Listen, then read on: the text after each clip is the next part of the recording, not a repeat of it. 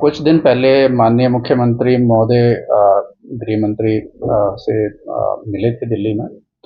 और वहाँ पे एक बात उन्होंने प्रदेश सरकार की तरफ से रखी थी कि जिस तरह से हिमाचल में एक्सट्रीम वेदर इवेंट्स हो रही हैं, क्लाउड बर्स्ट हो रहे हैं, फ्लैश फ्लड्स हो रहे हैं और लैंडस्लाइड की इवेंट्स हो रही हैं, तो इसका एक गहन अध्ययन करने की आवश्यकता है ताकि इसके कारणों का पता चल सके और उसके लिए जो भी समाधान आवश्यक हो किए जाएं।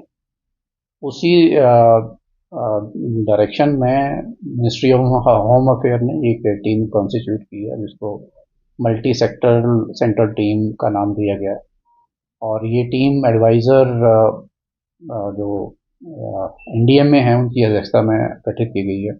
इसमें CBRI Roorkee, IITM Pune, then IIT Indore और उसके अलावा एक रिटायर्ड हमारे जियोलॉजिस्ट हैं जो सेंट्रल यूनिवर्सिटी मणिपुर में थे, तो उनको शामिल किया गया है। और इस टीम का जो रेफरेंस है वो ये है कि हिमाचल में जो ये घटनाएं हो रही हैं और जो इतना नुकसान हो रहा है उसके रूट कॉजेज़ को जानें और साइंटिफिक एनालिसिस के बेस पे जो है एक जो समाधान है उसका जो है वो रिकमेंडेशन दी जाए।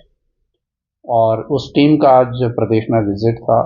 कल शाम को ही यहाँ पहुँचे और आज मॉर्निंग में मुख्य सचिव की अध्यक्षता में एवं अतिरिक्त मुख्य सचिव राजस्व की अध्यक्षता में एक उनसे डिस्कशन हुई है। टीम अभी जो हमारे प्रभावित क्षेत्र हैं उनका दौरा करेगी और कल दोबारा कुछ मेंबर टीम के वापस शिमला में आएंगे क्योंकि बहुत सारी एजेंसी से डेटा कलेक्ट होना है, जिसमें आईएमडी का डेटा है, डीजीआरई का डेटा है, सीडब्ल्यूसी का है, या इस तरह से बहुत और जो है नेशनल और रीजनल इंस्टीट्यूशंस होंगे जिनसे डेटा की आवश्यकता होगी। बिकॉज ये जो भी रूट कॉज एनालिसिस करेंगे या रिकमेंडेशन करेंगे वो साइंटिफिक डेटा के बेस पे होगा। सो अभी तो उन्होंने अपना पहला विजिट किया है, मुझे लगता है इस स्टडी में थोड़ा समय लगेगा। अब क्या उनसे इस बारे में भी चर्चा हुई है कि जो शायद इस तरह का एक फोकस्ड स्टडी तो पहले कभी नहीं शायद हुई है, लेकिन जो एक्सट्रीम वेदर इवेंट्स हैं वो उनमें इजाफा हो रहा है। पहले कभी एक आधी इवेंट कभी रेयरली कभी होती थी, लेकिन वर्ष 2023 में बहुत सारी इस तरह की इवेंट्स हुई। 24 में भी हमने मानसून में ये फेस किया और जो वर्तमान मानसून सीजन चल रहा है उसमें भी काफ़ी इस तरह की इवेंट्स देखने को मिल रही हैं। तो इसके रूट कोज को जानना मुझे लगता है महत्वपूर्ण है और उसके बाद ही कुछ समाधान की तरफ आगे बढ़ सकेगा। क्या केंद्र सरकार के जो राज्य में हमारे आईएमडी के अधिकारी थे, सीडब्ल्यूसी के थे, उसके अलावा हमने डीजीआरई जो चंडीगढ़ बैठता है, स्नो एवलांच में जो काम करता है, उनके अधिकारियों को भी कनेक्ट किया, उनके डायरेक्टर कनेक्टेड थे। उसके अलावा जो रीजनल डायरेक्टर हैं जीएसआई के, जियोलॉजिकल सर्वे ऑफ इंडिया के, उनके डायरेक्टर भी कनेक्टेड थे। और मुझे लगता है टीम आगे निर्णय लेगी कि उन्होंने और किसको एसोसिएट करना है, क्योंकि साइंटिफिक बेसिस पे एनालिसिस करने के लिए जो है आपको काफ़ी जो है डेटा चाहिए और काफ़ी इंस्टीट्यूशंस का इनपुट चाहिए। हिमाचल से कोई इंस्टीट्यूट की मदद करेगा?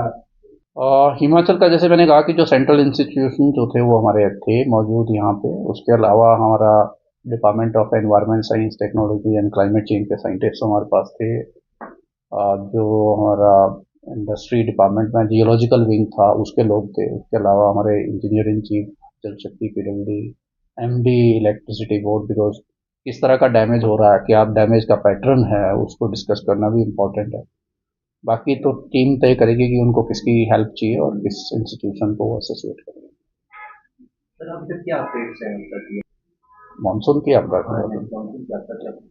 मानसून का जो मेन जो इम्पैक्ट था वो जून 30 और जुलाई 1 में रहा। उसके बाद 2 दिन पहले भी कुछ खासकर लाहौल स्पीति में काफ़ी फ्लडिंग की, क्लाउड बर्स्ट की इवेंट्स दर्ज की गई हैं जो थोड़ा सा असामान्य है। और ये काफ़ी समय से ये नोटिस भी हो रहा है कि लाहौल स्पीति में जो हमारा खासकर जो जालमा नाला का एरिया है, कल स्पीति में भी रंगरीक में खेतों में पानी आया और नुकसान हुआ।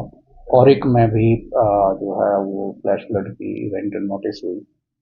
तो अभी एक्सट्रीम इवेंट्स तो नहीं है, लेकिन बीच में छिटपुट घटनाएं हो रही हैं। लैंडस्लाइड का इवेंट जैसे चंबा में हुआ जिसमें एक बहुत ही दुखद जो है हादसा सामने आया।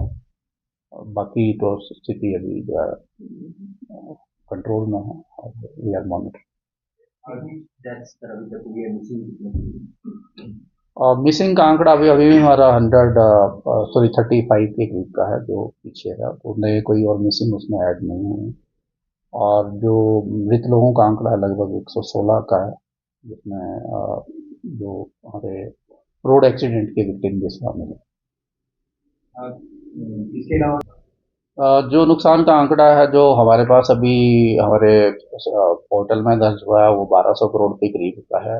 और इसमें सबसे ज़्यादा नुकसान पीडब्ल्यूडी का है, उसके अलावा जनशक्ति का।